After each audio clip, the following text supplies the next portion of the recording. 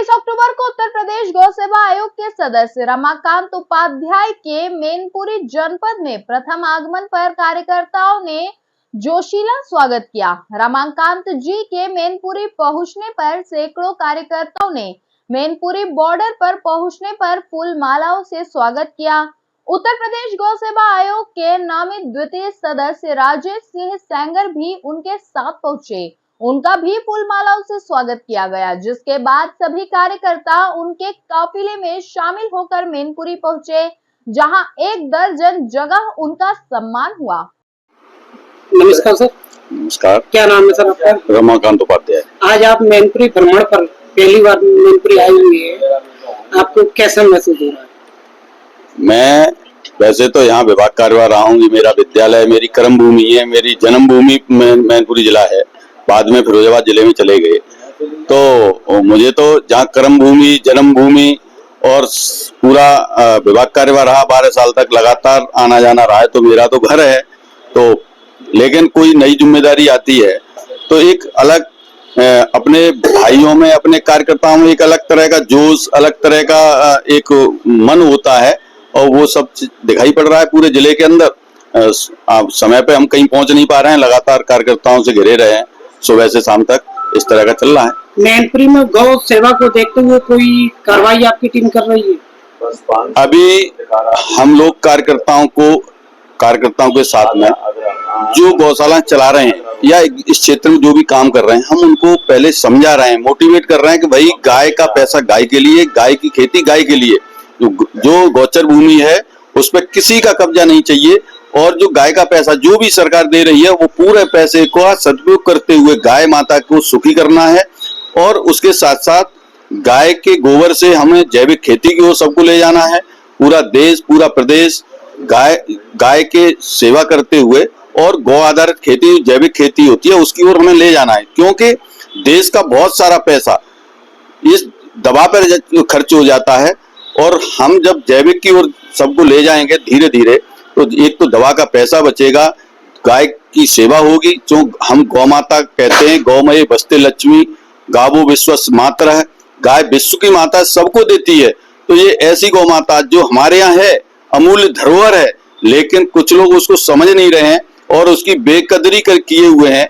सरकार, माननीय मुख्यमंत्री जी गाय से प्रेम करते हैं, वो उतना पैसा दे रहे हैं, किसी ने पहले गाय की तरफ सोचा नहीं, लेकिन माननीय मुख्यमंत्री जब से आए, उन्होंने इसका आयोग पे काम करना शुरू किया, गाय पे काम करना शुरू किया, गौशालाएं खोली। लेकिन कुछ लोग जो इस तरह की मानसिकता रखते हैं, वो पैसा लेने के बाद भी वो सेवाएं नहीं करते हैं।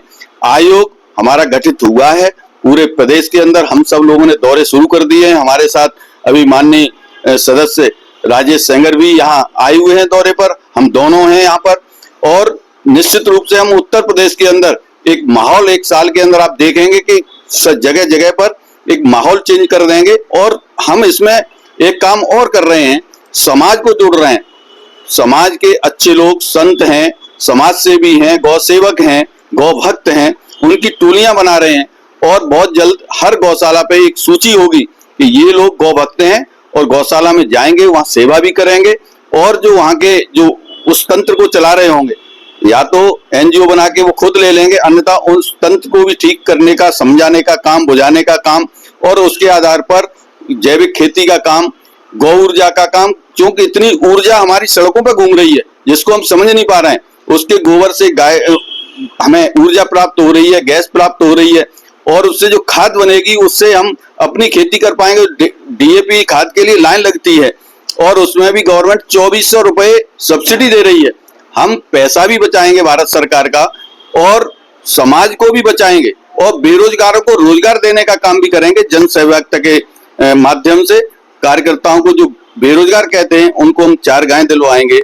50 रुपए पर गाय पर दिन गवर्नमेंट दे रही है, उसको लेके वो अपने घर पे सेवा करेगा, और उसके आधार पर गौ ऊर्जा के माध्यम से सब्सिडी मिलेगी, और अपने यहाँ गोबर गैस लगाएगा, उससे खाद तैयार होगी, गैस से खेती अपना भोजन बनाएगा, और इस तरह की उसकी रोजगार वाली स्थिति है वो भी बन जाएगी। कई जगह देखा गया कि गाय मरने के बाद ऐसे ही सड़क किनारे फेंक दी जाती है, उसे दफनाया नहीं जाता, उसे लेके क्या कहना?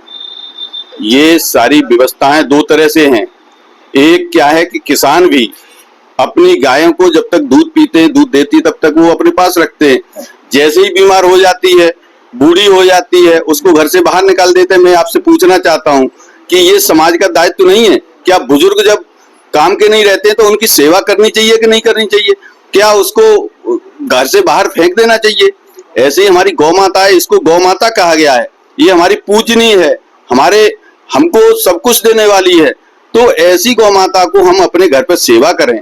और बूढ़ी भी हो जाती है, दूध के बिना वो हमको इतना देती है कि जो हमने अभी आपको बताया, गोबर गैस के माध्यम से हमें गैस देगी, उसके बाद खेती होगी हमारी, और वो ऐसी खेती होगी, उसमें ऐसे अन्न पैदा होंगे कि हमारी बीमारियां घर में आएंगी नहीं। गौमूत्र से हमारी बीमारियां दूर हो जाती हैं। गौमूत्र, हमारी यूरिया जो हम लोग लेते हैं, उसमें कितनी सब्सिडी सरकार दे रही है। उस पूरा यूरिया का काम, उससे अच्छा काम जो है गौमूत्र करता है। तो हम उसका उपयोग ही भूल गए। तो हम उसका उपयोग जब करने लगेंगे, उसका मतलब समझने लगेंगे, तो घर से गाय छोड़ेगा नहीं। और छोड़ भी देते हैं जहां इस तरह की स्थिति है, तो उसमें समाज का भी सहयोग चाहिए और शासन इस तंत्र से भी, सचिव और प्रधान की ये जिम्मेदारी रहती है। तो उसके गांव के क्षेत्र के अंदर कोई इस तरह की घटना होती है तो उसका दाह संस्कार कराए और इस तरह की व्यवस्था करे। ये उनकी भी जिम्मेदारियां हैं, लेकिन हमारी भी जिम्मेदारी बनती है। हम समाज के लोग हैं, हमारी गौ माता है। अगर वो कहीं मर जाती है, कहीं इस तरह की घटना हो जाती है, तो हमें भी ये करना है। और एक बात मैं बताना चाहता हूं कि जो गाय की जो समाधि खाद बनती है, उपयोग करना समझ लें, तो वो मरने के बाद भी, जैसे कहा जाता है कि जिंदा हाथी 1 लाख का, तो मरा हाथी 1.25 लाख का। तो ऐसी गौ माता हमारी मरते मरते भी हमको खाद देती है। खाद के और भी तमाम दुनिया के तरीके हैं, सींग खाद बनती है, लेकिन समझना पड़ेगा, सीखना पड़ेगा। वो सिखाने के लिए हम लोग तैयार हैं। हमारा गौ सेवा आयोग भी तैयार है, हमारे पास तंत्र भी है गौ सेवा संघ का, उस तंत्र से भी हम सिखाएंगे। हम दोनों तरफ से काम करना चाहते हैं। आप सब लोगों का सहयोग चाहिए, पॉजिटिविटी चाहिए, इसके लिए हम लोग काम करते हैं। अभी तक मैनपुरी में गौ सेवा संघ का एक गौ सेवा गतिविधि चलती है, उसमें बहुत सारे कार्यकर्ता जुड़े हुए हैं। आयोग से तो ये शासन का ये जिम्मेदारी है। तो अभी हम उत्तर प्रदेश में 3 सदस्य हैं, एक हमारे भाई साहब बैठे हुए हैं। तो हम लोग शासन से नामित हुए हैं, तो हम लोग इस काम को देख रहे हैं। पूरे उत्तर प्रदेश में हम लोग देखेंगे और बहुत अच्छा। कुशमरा में और एक मैनपुरी गौशाला में 2 जगह घटनाएं हुई और उसके बाद में सीडीओ ने भी तभी उन्होंने कहा, उनकी जानकारी भी दी, लेकिन कोई उसके खिलाफ ना तो कोई गौ सेवक आया। और अभी एक गौशाला मैनपुरी में एक तो ना तो उनका अंतिम संस्कार किया गया सही से, और ना किसी गौ सेवक ने अभी तक कोई आवाज उठाई। देखिए साहब, अभी हम लोग नए नामित हुए हैं, हमारी जानकारी में ये विषय नहीं है। आगे जहाँ से भी विषय आ रहे हैं, हम वहाँ के तंत्र को, प्रशासनिक जो ढांचा है, उसको ठीक करने का प्रयास कर रहे हैं, उनको समझा रहे हैं। जैसे हमारे पास राया की घटना आई, हमने तुरंत वहाँ के सीबीओ से बात की, उनको पूछा, उनको कहा कि आप बताइए, तो उन्होंने तुरंत वहाँ की जानकारी करके बोले सर ये 2 महीने पहले का विषय। ऐसे ही बहुत सारे विषय, कुछ लोग इसके लिए ही घूमते रहते हैं कि पुराने कई विषय उठाकर और सरकार को बदनाम करने का, तंत्र को बदनाम करने का काम भी वो करते हैं।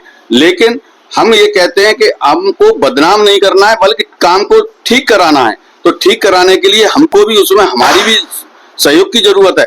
हम सब समाज से अपील करते हैं कि इस जिले के सभी लोग जो गाय के प्रति जो माता की श्रद्धा है, वो श्रद्धा बनाएं, और एक भी गौ माता खूंटे से बाहर नहीं होनी चाहिए। 2 करोड़ गौवंश है और 2 करोड़ 90 लाख, 59 लाख ये लगभग किसान हैं। अगर